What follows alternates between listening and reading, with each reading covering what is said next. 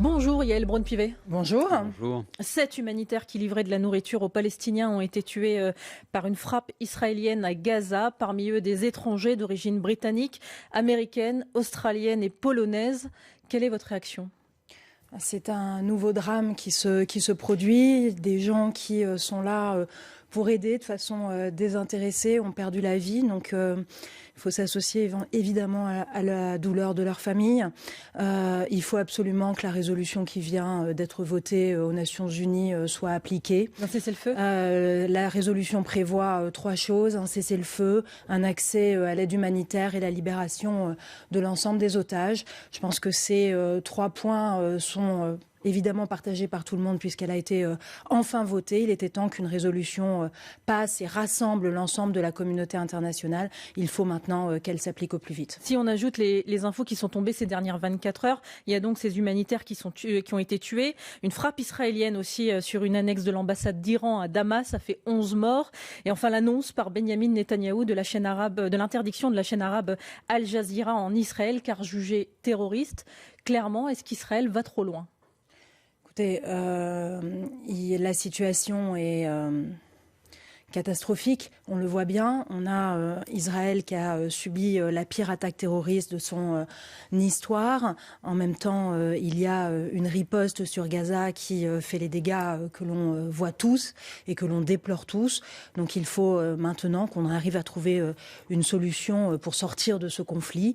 Et donc application de la résolution de l'ONU et puis organisation ensuite de discussions pour parvenir à une paix durable, sécurité, 2 États. Enfin, tout le monde connaît tous les paramètres à discuter et tous les paramètres de la solution. Il faut maintenant que la pression maximale soit faite sur toutes les parties pour parvenir à cette solution.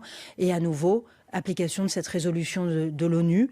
Cessez-le-feu, aide humanitaire, libération de l'ensemble des otages. Les mots ont leur importance. Yael Braun-Pivet, vous parlez de situation catastrophique. Il y a quelques minutes sur France Info, l'un des vice-présidents de Médecins du Monde disait que cette affaire, cette nuit, témoignait de l'intention génocidaire de la part d'Israël. Est-ce que vous reprenez Évidemment ces non. mots ? Évidemment non. Je pense que il faut faire très attention aux mots qu'on utilise. Un génocide, c'est une volonté délibérée d'anéantir un peuple en fonction de son identité, en fonction de son ethnie, etc. Et c'est une qualification qui est extrêmement grave, qui ne me semble pas être opportune à la situation qui se passe au Proche-Orient. Vous dites ce matin qu'il faut à tout prix mettre en œuvre la résolution de l'ONU qui exige donc un cessez-le-feu. Ce n'est pas la volonté de Benyamin Netanyahou, le Premier ministre israélien. Est-ce qu'il faut passer aux sanctions ?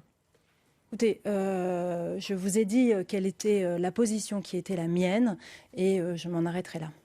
Pas de sanctions de la part de la France si Israël ne respecte pas la résolution ? Pour moi, le temps n'est pas venu des sanctions, le temps est venu de faire le maximum d'efforts, de poursuivre le dialogue. C'est ce qui se passe, c'est ce que fait le Premier ministre, c'est ce que fait le Président de la République, le ministre des Affaires étrangères. Il faut faire le maximum d'efforts. Je verrai dans quelques jours mon homologue Amir Ohana, le président de la Knesset. Il faut que nous ayons des efforts qui soient convergents pour parvenir à l'application de cette résolution. Yael Braun-Pivet, le député de la France Insoumise Aymeric Caron, compile depuis plusieurs semaines des images de la guerre à Gaza, de ses conséquences. Il souhaite les montrer à ses collègues députés volontaires lors d'une diffusion dans l'enceinte du Palais Bourbon. Est-ce qu'il va pouvoir organiser cette projection ? Vous savez, les députés à l'Assemblée nationale sont libres d'exercer leur mandat comme ils le souhaitent et donc ils sont parfaitement libres d'organiser les projections qu'ils souhaitent à l'Assemblée. Je n'ai pas été à ce jour saisie d'une demande de la sorte, mais pour moi, il n'y a pas de refus a priori, ni par rapport au sujet qui est porté, ni par rapport à l'auteur d'une éventuelle demande.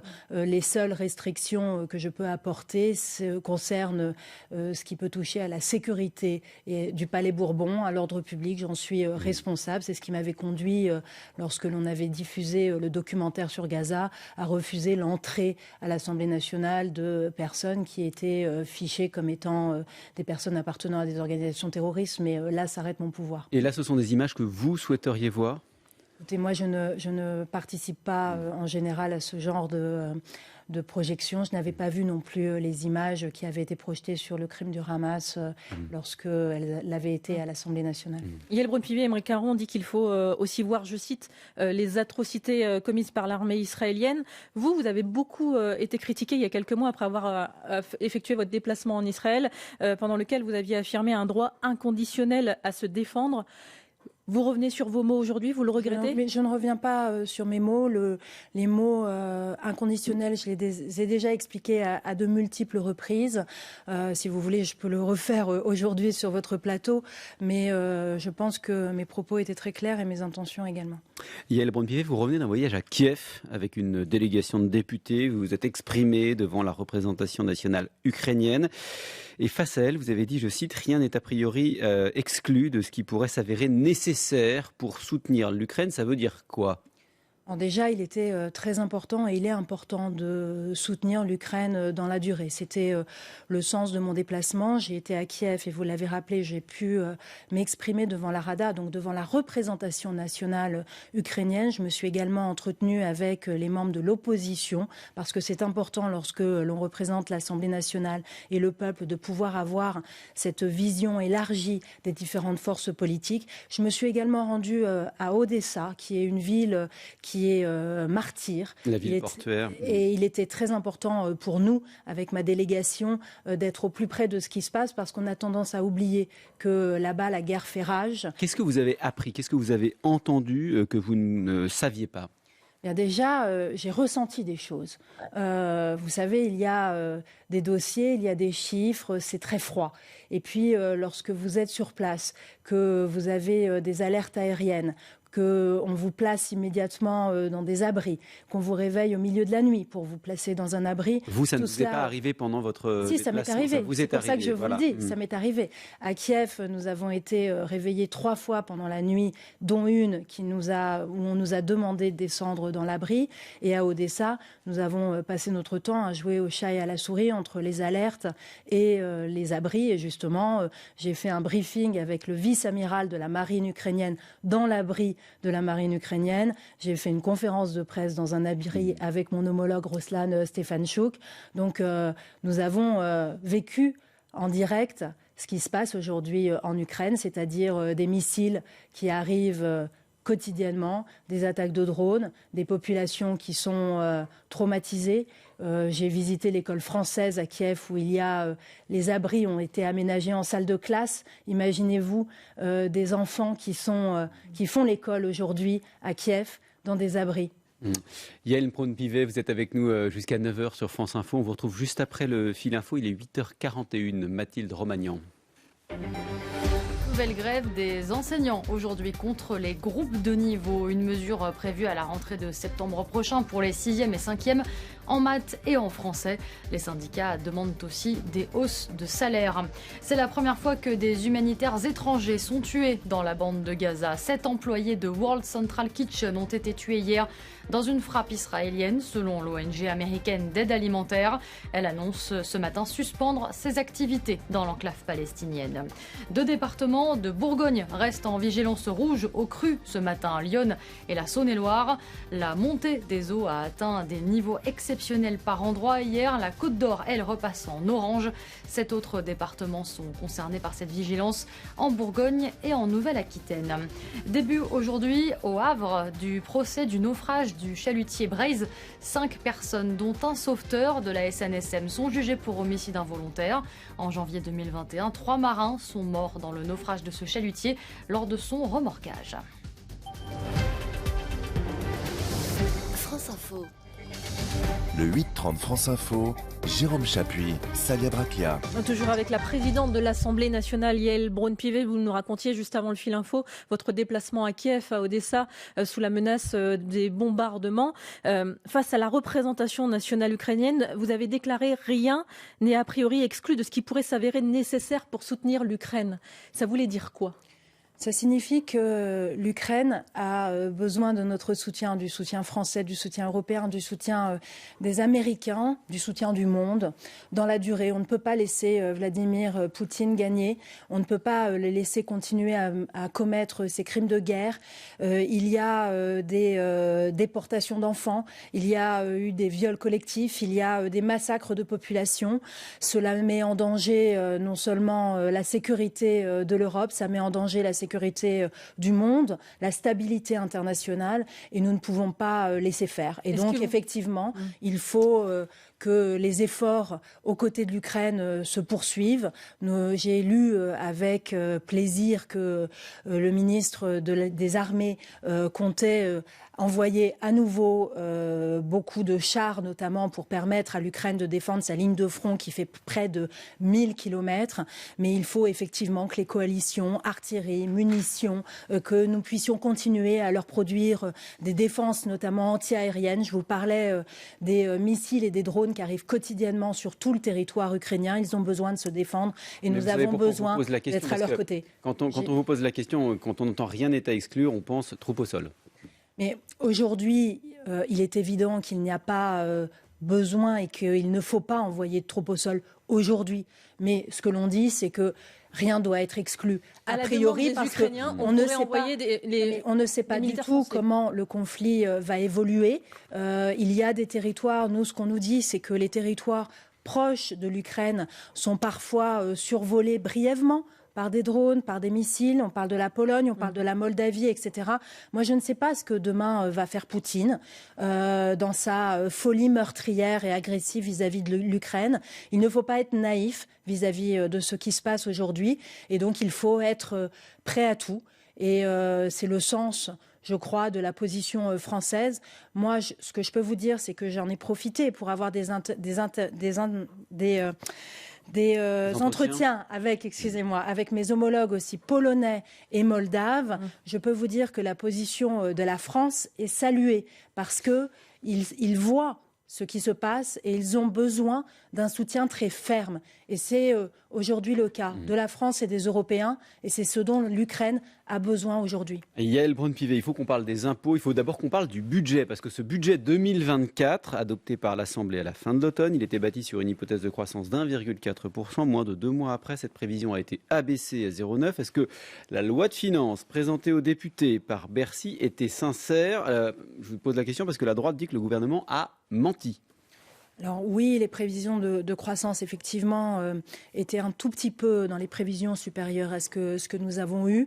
Le ministre des Finances s'en est expliqué dans l'hémicycle et devant la commission des Finances lors d'une audition qui a été très importante. Donc moi, je n'ai pas de doute sur la sincérité du budget. Maintenant, nous devons faire face à une situation qui est extrêmement complexe avec cette dégradation de nos comptes et donc il nous faut réagir. Il y a 10 milliards de dépenses qui ont été coupées sans que les députés aient leur mot à dire comme présidente de l'Assemblée nationale. Est-ce que vous trouvez ça normal ? Alors oui, parce que c'est la stricte application de la loi et moi, en tant que présidente de l'Assemblée nationale, c'est à ça que je m'attache. Le respect de nos institutions, le respect du cadre légal. Il l'est aujourd'hui. Il est évident que si la réduction de dépenses devait maintenant être plus importante, il faudrait évidemment qu'il y ait un texte de loi qui nous soit présenté. Je rajoute quand même que les deux ministres des Finances et le ministre des Comptes publics, ont été devant la Commission des Finances pour répondre des choix qu'ils faisaient lorsqu'ils présentent cette situation d'économie de 10 milliards, ce qui est fondamental. Donc il y a quand même eu un passage et des explications qui ont eu lieu. Devant les députés. Et c'est bien normal. Mais pas de vote des députés. Et c'est bien normal. Mais pas de vote des députés. Devant l'Assemblée nationale. Jérôme a fait référence aux économies du moins décidées par le gouvernement, mais il y a aussi la question des recettes. Gabriel Attal et Bruno Le Maire refusent d'augmenter les impôts. Vous dites au contraire, n'écartons pas cette option par principe. Pour parler clairement, ça veut dire que vous êtes pour augmenter les impôts ? Alors, je ne suis pas pour augmenter les impôts d'une façon générale et il n'est pas question d'augmenter les impôts des Français, l'impôt sur le revenu ou la TVA qui est un impôt indirect mais qui touche les Français de façon indiscriminée. Mais en revanche, moi, je ne souhaite pas qu'on élimine la piste de l'augmentation des recettes a priori. Je pense que tout se regarde et ce d'autant plus que si nous devons fournir un effort et si nous demandons à nos compatriotes compatriotes de fournir un effort compte tenu de la situation financière de notre pays. Cet effort, il doit être partagé par tous. Mais on parle il de doit question de être principe, alors. équitablement réparti. Mais on parle de C'est une qui question de justice sociale, c'est une question d'équité, c'est une question d'acceptabilité. Et puis, Alors, il justement. faut que l'effort soit produit par chacun. Tout le monde le comprend et donc il faut regarder la question des recettes. Mais alors clairement, vous parlez de qui? Vous visez qui quand vous parlez d'hausse d'impôts? Est-ce qu'on parle par exemple des entreprises du CAC 40 qui ont engrangé 146 milliards de bénéfices nets en 2023, 97 milliards de dividendes? Ce sont ces entreprises-là que vous avez dans le viseur? Moi, je n'ai personne dans le viseur particulier. Ce qui m'importe, c'est cette équité dont je vous faisais part. Et donc, effectivement, à mon sens, il faut faire quelque chose d'exceptionnel, pas quelque chose de durable. Donc une taxe exceptionnelle. Et puis, une taxe exceptionnelle et regarder si c'est la flat tax qu'on augmente pour provisoirement. Est-ce que c'est la taxation des super profits? Est-ce que c'est la taxation des super dividendes? Est-ce qu'on regarde ce que l'on peut faire sur les fameux rachats d'actions dont vous venez de parler? Mais en tout cas, moi je pense que ça se regarde, ça s'examine, ça se débat et ça se débat entre nous, avec l'Assemblée nationale, avec la représentation nationale, parce que je pense que c'est important et qu'il s'agit à nouveau d'une question de justice et d'équité. Moi, je veux bien faire tous les efforts du monde, mais il faut que ces efforts soient partagés. Oui, mais alors justement, parlez aux auditeurs, aux téléspectateurs qui nous regardent. Vous le dites clairement, il faut taxer davantage les plus riches de notre pays. Mais non, pas dit comme ça ne va pas parce que. Mais non, parce que vous allez. Non, parce que dit comme ça, on pourrait penser que je souhaite qu'on augmente l'impôt sur le revenu. Ce n'est pas ce que je viens de vous dire. Bien au contraire. Donc, ça n'est pas ça. C'est soit l'immobilier, soit les dividendes, c'est quelque chose soit les entreprises. D'exceptionnel sur les entreprises qui peuvent faire le plus de profit ou les actionnaires qui touchent des dividendes exceptionnels. Vous en avez rappelé le montant et et ça se regarde. D'un mot, Yael Braun-Pivet, vous parlez de justice sociale. Vous êtes à l'aise avec l'idée de modifier les règles de l'assurance chômage, baisser la durée d'indemnisation ou durcir les conditions d'accès au chômage pour faire des économies? À nouveau, si l'effort n'est pas partagé, je ne suis pas à l'aise parce qu'on ne peut pas demander aux personnes qui sont sans activité en recherche d'emploi d'avoir leur durée d'indemnisation réduite si de l'autre côté, on n'a pas cette justice qui fait qu'on ne regarde pas la taxation de ceux qui ont le plus bénéficié d'une situation particulière. Donc les deux pour vous sont corrélés? On ne peut pas toucher à l'assurance chômage si on ne taxe pas davantage c'est le sens de ce que je dis quand je dis l'effort doit être partagé par tous. Maintenant, sur l'assurance chômage en tant que telle, nous l'avons réformé en 2019, nous l'avons réformé en 2022 et en 2023. Nous avons déjà réduit la durée d'indemnisation. Il me semble qu'il n'est pas forcément de bonne méthode de réformer aussi rapidement à nouveau un point majeur sans qu'on ait pu regarder ni les effets produits par la précédente réforme, ni qu'on ne l'ait pu l'évaluer. Vous en avez parlé avec le Premier ministre qui a fait un 20 heures sur TF1 la semaine dernière pour annoncer une réforme. Mais je comprends qu'il annonce une réforme et qu'il veuille regarder tous les paramètres, et c'est ce qu'il a annoncé. Sa religion n'est pas faite en la matière. Il a clairement dit qu'il y aurait une réforme cet automne. À vous entendre, vous dites que c'est pas le moment de faire une réforme. En tout cas, sur la durée, nous venons déjà de le réformer il y a peu de temps. Donc, c'est un décret de l'ancien ministre du Travail qui a d'ores et déjà abaissé la durée d'indemnisation de 24 mois à 18 mois. On entend des réserves.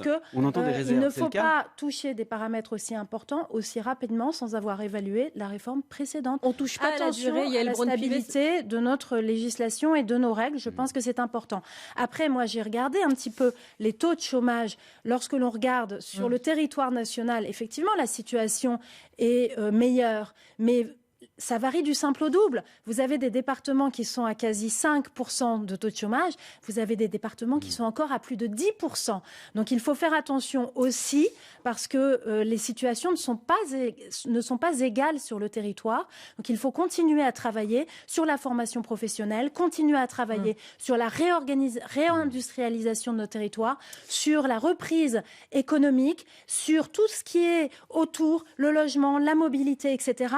Vous voyez, travailler sur le chômage, c'est beaucoup plus global que simplement se dire que en réduisant la durée d'indemnisation, on va remettre les gens sur le marché de l'emploi. Je pense que la situation est malheureusement beaucoup plus complexe que ça. On a bien entendu votre opposition. Voilà. On vous retrouve juste après le fil info. Yael Braun-Pivet, il est déjà 8h53. Mathilde Romagnan. Au moins 7 travailleurs humanitaires étrangers ont été tués dans une frappe israélienne hier dans la bande de Gaza. Selon l'ONG américaine World Central Kitchen, elle annonce suspendre ses activités. Il faut que la résolution de l'ONU sur un cessez-le-feu s'applique au plus vite, déclare sur France Info ce matin Yael Braun-Pivet, la présidente de l'Assemblée nationale.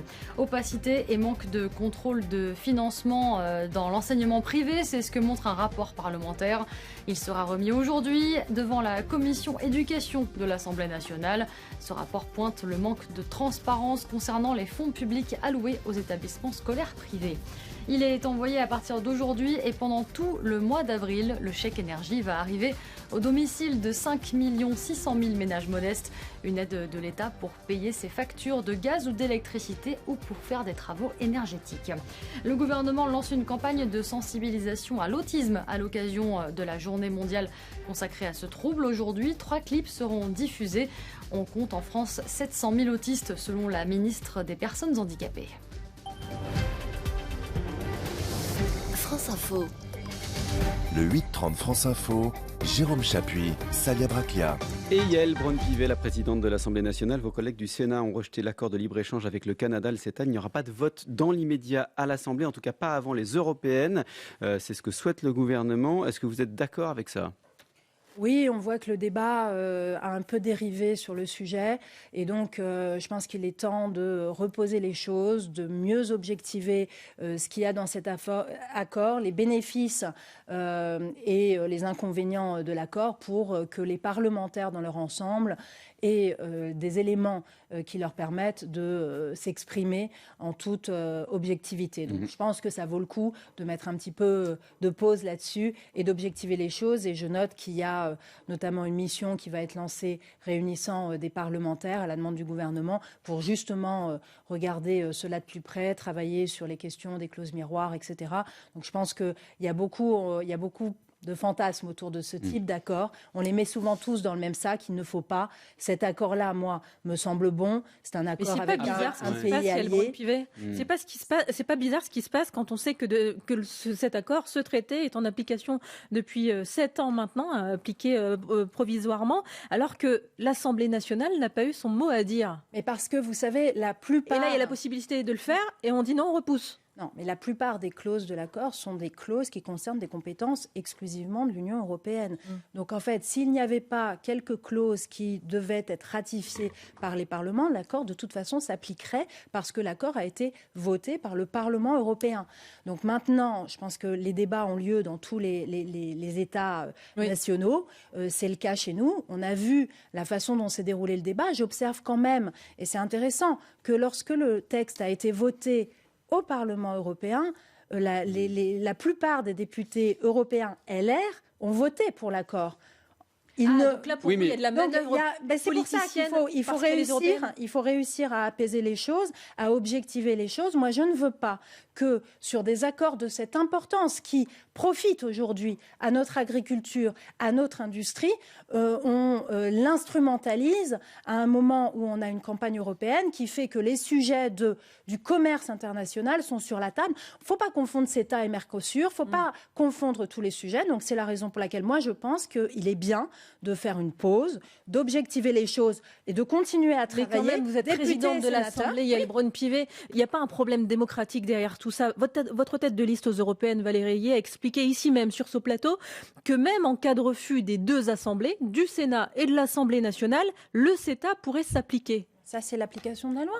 C'est l'application de la loi. À nouveau, je vous indique que la plupart des clauses qui concernent le commerce entre l'Europe et le Canada sont de compétences communautaires. On ne sont pas de compétences nationales. On est sur d'autres clauses. Donc vous acceptez de ne pas pouvoir dire votre mot. Mais j'accepte, c'est la règle. Maintenant, ce que je dis, c'est que le Parlement, évidemment, va se prononcer, mais on est dans une procédure et dans un moment d'intensité tel qu'il vaut mieux objectiver les choses. Moi, je préfère que les députés votent sur quelque chose qui soit clair et qui soit précis, plutôt qu'ils instrumentalisent leur vote à d'autres fins. Je pense que ça, c'est dangereux pour notre démocratie. Yael Braun-Pivet, demain, il va se passer quelque chose à l'Assemblée nationale. Gabriel Attal inaugure une nouvelle formule, pas toujours quelque chose, mais là, en l'occurrence, voilà, Gabriel Attal va inaugurer une nouvelle formule de questions au gouvernement. Questions, en fait, qui lui seront adressées. Il sera seul face aux députés pendant 3 quarts d'heure. Vous n'avez pas peur que ça vire à la politique spectacle ?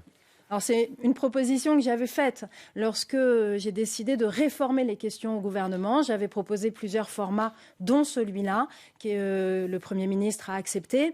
Moi, je pense qu'il faut revitaliser cet exercice démocratique majeur que sont les questions au gouvernement, où le Parlement interroge le gouvernement, les ministres. Je rappelle que le gouvernement est responsable devant le Parlement. C'est pas un meeting ce qu'on va voir demain. C'est pas un meeting, c'est justement un moment important démocratique, de responsabilité. Après, il faut voir ce que les parlementaires et le Premier ministre en feront.